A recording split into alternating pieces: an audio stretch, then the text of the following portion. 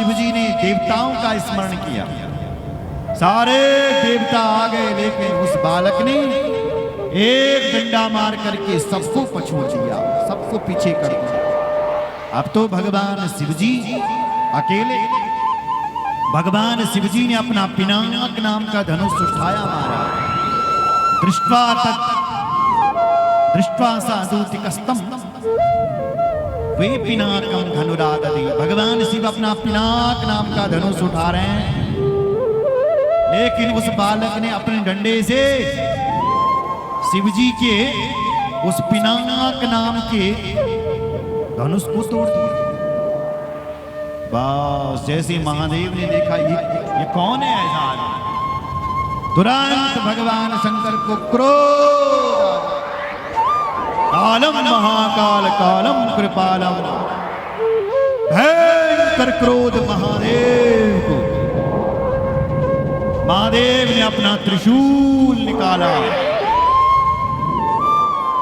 आगत्या त्रिशूलेन तच्छिरो निरकृन्तता चिन्ने शिरस्तस्यैव गणनाथस्य नारदा। भगवान शिवजी ने एक वेग से त्रिशूल निकाला। जब तक वो बालक डंडा ही उठा पाता, तब तक उस बालक का सिर ही अलग हो गया। बोलो शंकर भगवान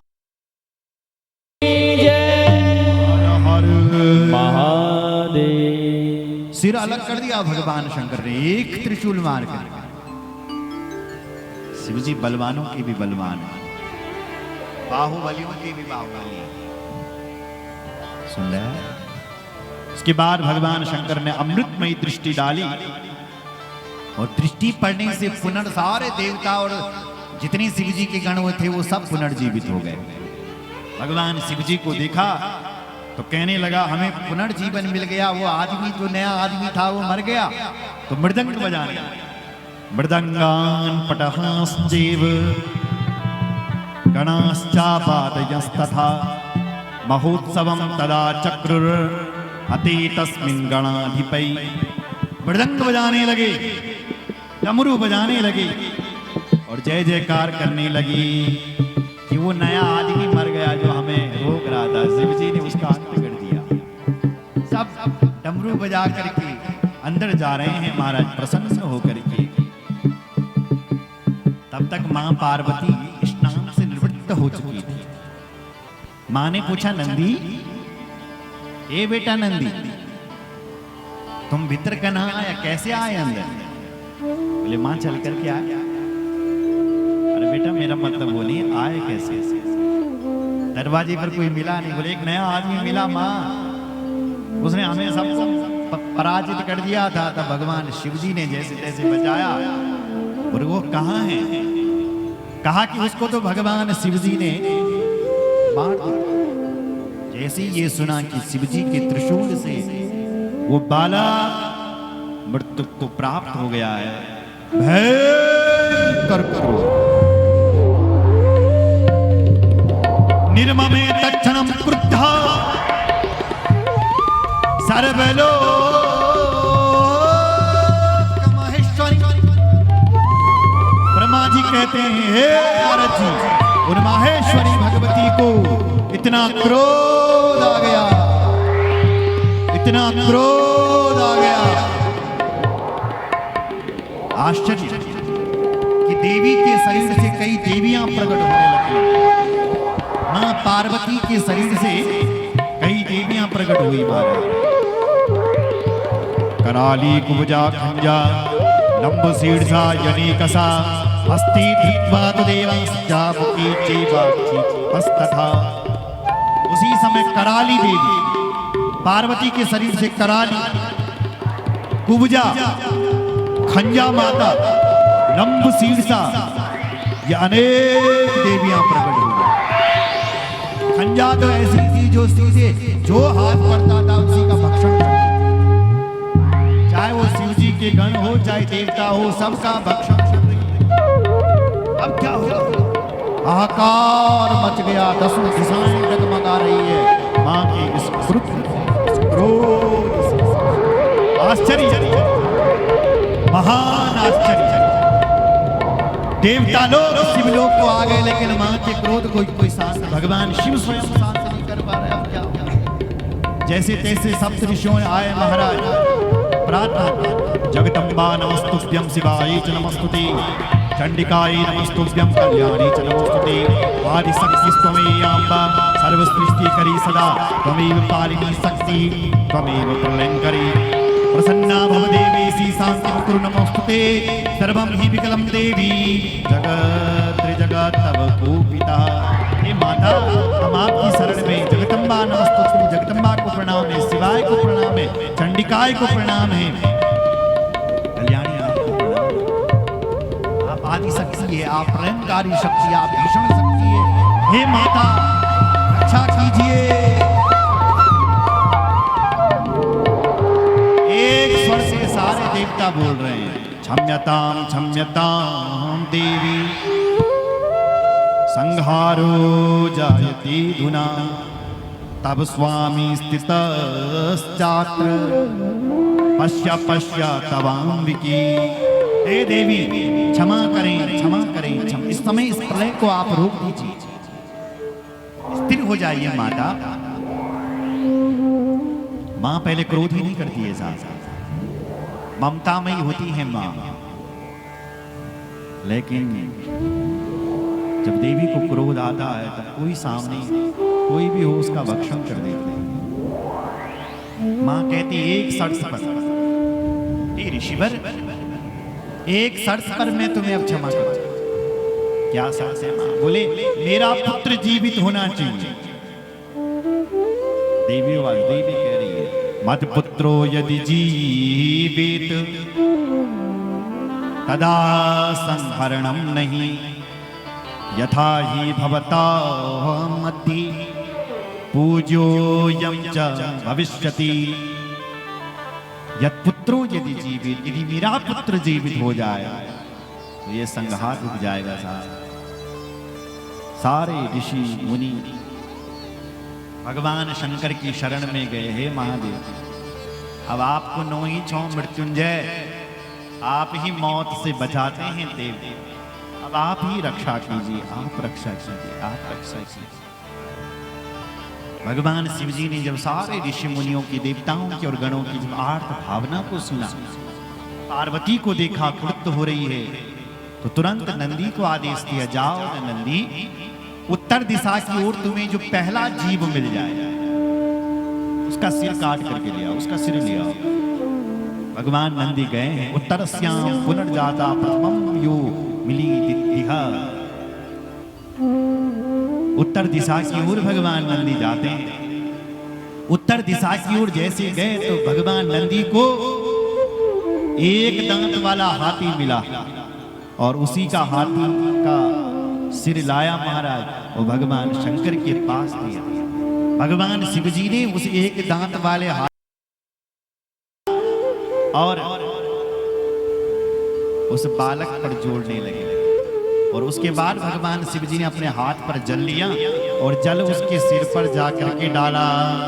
तज्जल स्पर्श मात्रेण चीदितो जीवितो धृतम तदो तस्तो सुप्त इवशा बालश्च शिवेक्षया। तज्जल स्पर्श मात्रेण, लिखा है कि जैसे ही जल का स्पर्श हुआ ऐसे वो बालक खड़ा उठ गया। ते बालक के बलियानु लगी खड़ा उठी ही जैसे मैं सो करके उठा हूं, सो करके जैसे उठा, सुप्त इवशा, सो करके जैसे उठा है ऐसे वो बालक मृत्यु के मुख से बाहर आकर के पुनर्जीवित हो गया और भगवान शिव जी की स्तुति करने लग गया। हाथी का मुख वाला है, अत्यंत सुंदर है, सुभगा सुंदर तरो गज वस्त्र सुरसक्तक प्रसन्ना वदनश्चाति सुप्रभो ललिताकृति। हाथी की जैसे आकृति है, हाथी का मुख है, लाल वर्ण है, मुखमंडल पवित्र है और सुंदर सी मनोहर सी शोभा हो रही है। वो बालक शिव जी की स्तुति गा रहा है। भगवान शिव जी बोले, हे पुत्र, हमें नहीं पता था कि तुम पार्वती से उत्पन्न हुई हो। पार्वती जी ने तुम्हारा निर्माण किया।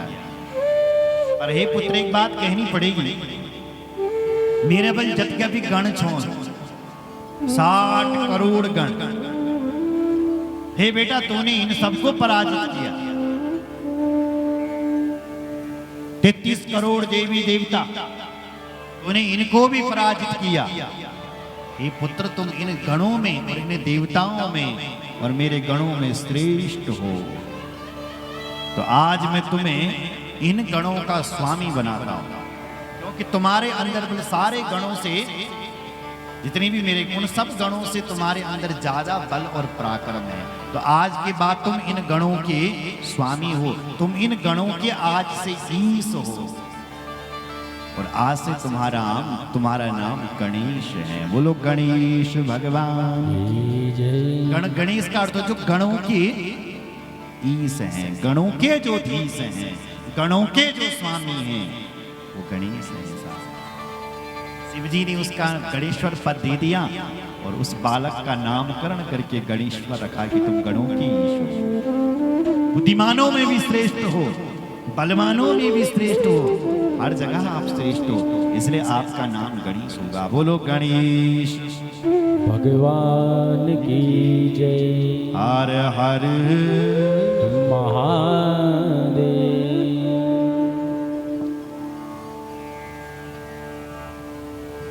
यावत् पुनः समायाति वर्षान्ति च चतुर्थिका,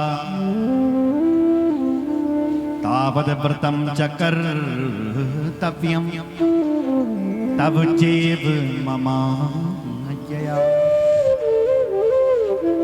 भाद्र का महीना था महाराज, भाद्रपद मास, कृष्ण पक्ष था और चतुर्थी तिथि थी।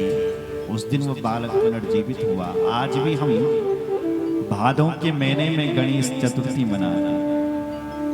एक भारतवर्ष एक ऐसा देश है जिस भारतवर्ष में हर महीने त्योहार है, हर दिन यहाँ त्योहार है। आज मंगल का त्योहार तो कल बुध का त्योहार, परसों सोमवार का तो नरसों कोई मंगल का। आज रक्षाबंधन है तो आने वाली समय के बाद जन्माष्टमी, जन्माष्टमी की तैयारी चलेगी। अब जन्माष्टमी का त्योहार पूरा हुआ, गणेश चतुर्थी आ जाएगी, उसके बाद नवरात्रि और आ जाएगी। यहाँ तो उत्सव ही उत्सव है। स्वर्ग में ये उत्सव नहीं होते हैं मेरी माँ। क्या करोगे स्वर्ग में जाकर? स्वर्ग में ये कथा नहीं होती है जहाँ रोज उत्सव होते हैं। इसलिए देवता विबल ये धरती पर जन्म जनकते हैं तरस रछो। सुन रहे हो? भारतीय धन्य है, भारतीय परंपरा धन्य है, भारत के लोग धन्य हैं जिनको भारत की भूमि पर जन्म मिला है। धन्य है। ये आनंद स्वर्ग में नहीं है, वो ना ही कैलाश में है, ना ही वैकुंठ में है। ये आनंद केवल यहाँ है। तो भादों के महीने में गणेश चतुर्थी मनाने 10 दिनों का उत्सव बनता है गणेश जी का। बाहर दक्षिण भारत की ओर बहुत ज्यादा है। बोलो गणेश भगवान की जय। हर हर महादेव। गणेश जी को ना साहब दुर्वा बहुत प्रिय है। दुर्वा, अगर किसी के पुत्र पौत्र आज नहीं हो रहे हैं तो आप गणेश जी पर बल दुर्वा चढ़ाना शुरू कर दो। दुर्वा कांडात कांडात परुर्हन्ति परुखः परुखस्परि। दुर्वा कैसा होता है? दूर्वेण सहस्त्रेण सतेन। दुर्वा कैसा होता है? क्या दुर्वा का पेड़ होता है? नहीं। तो कैसा होता है दुर्वा, बताओ ना। एक जगह पर लगाओ तो फैलता चले जाएगा, नहीं दुर्वा घास। एक जगह पर दुर्वा लगा लिया तो वो फैलता फैलता चले जाए। तो दुर्वा का पेड़ नहीं, एक जगह पर लगाओ तो वो फैलता, कांडात अलग अलग होता है, वो फैलता। परुरहंती परुकहा परुकस्परि पूर्वेण सहस्त्रेण, कई सहस्त्र योजन दूर तक दुर्वा फैलता चले जाएगा। अगर तुमने एक जगह पर दुर्वा, वो फैलता ही चले जाएगा। दुर्वा चढ़ाते हुए भगवान से यह प्रार्थना चिन्ह बल करी, हे भगवान जी, जैसे ये दुर्वा हमेशा फैलते रहता है, ऐसा हमारा वंश भी फैलता रहे। जैसे मेरे दादा आए होंगे, परदादा आए होंगे, पितामह आए होंगे, हमारे पितामहों के भी पितामह आए होंगे, फिर हमारे पिता आए होंगे, फिर हम आगे